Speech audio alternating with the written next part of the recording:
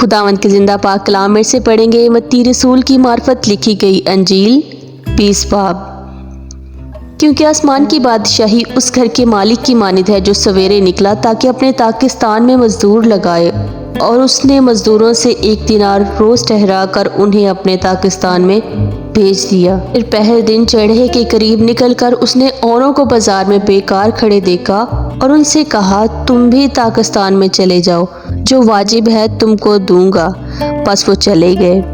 फिर उसने दोपहर और तीसरे पहर के करीब निकलकर वैसा ही किया, और कोई 1 घंटा दिन रहे फिर निकलकर औरों को खड़े पाया और उनसे कहा, तुम क्यों यहाँ तमाम दिन बेकार खड़े रहे? उन्होंने उससे कहा, इसलिए कि किसी ने हमको मजदूरी पर नहीं लगाया। उसने उनसे कहा, तुम भी ताकिस्तान में चले जाओ।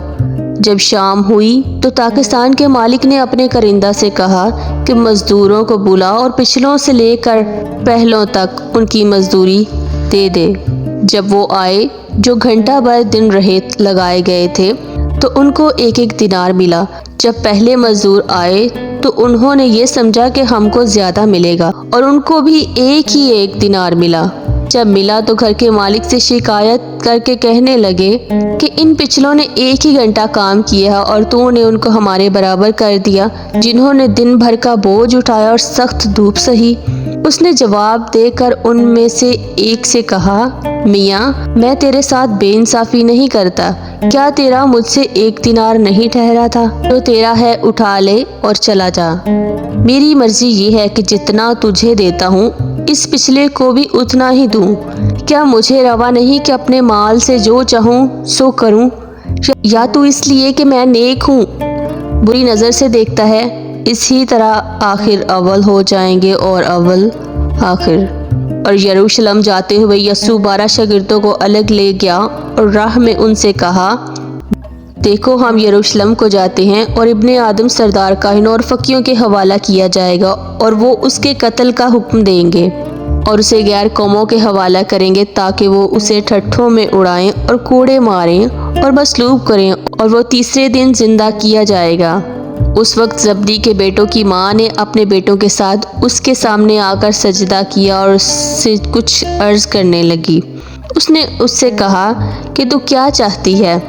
उसने उससे कहा, फरमा कि ये मेरे दोनों बेटे तेरी बादशाही में तेरी दाहिनी और बाईं तरफ बैठे। यस्सू ने जवाब में कहा, तुम नहीं जानते क्या मांगते हो। जो प्याला मैं पीने को हूँ क्या तुम पी सकते हो?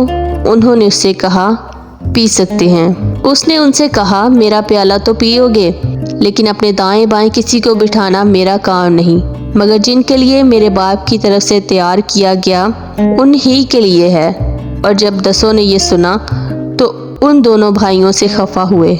मगर यस्सू ने उन्हें पास बुलाकर कहा, तुम जानते हो कि गैर कौमों के सरदार उन पर हुक्म चलाते और अमीर उन पर इख्तियार जताते हैं।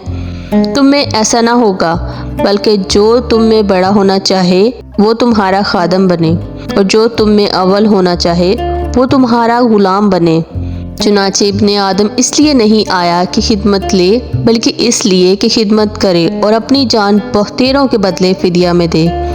और जब वो यरीहो से निकल रहे थे, एक बड़ी भीड़ उसके पीछे होली, और देखो 2 अंधों ने जो राह के किनारे बैठे थे ये सुनकर कि यस्सू जा रहा है, चिल्लाकर कहा, ऐ खुदावंद इब्ने दाऊद, हम पर रहम कर। लोगों ने उन्हें डांटा कि चुप रहें, लेकिन वो और भी चिल्लाकर कहने लगे, ऐ खुदावंद इब्ने दाऊद, हम पर रहम कर। यस्सू ने खड़े होकर उन्हें बुलाया और कहा, तुम क्या चाहते हो कि मैं तुम्हारे लिए करूं? उन्होंने उससे कहा, ऐ खुदावंद, ये कि हमारी आंखें खुल जाएं। यस्सू को तरस आया और उसने उनकी आंखों को छुआ और वो फौरन बीना हो गए और उसके पीछे हो लिए। पाक कलाम का पढ़ा और सुना जाना हम सब के लिए बरकत का बाइस हो। आमीन। God bless you.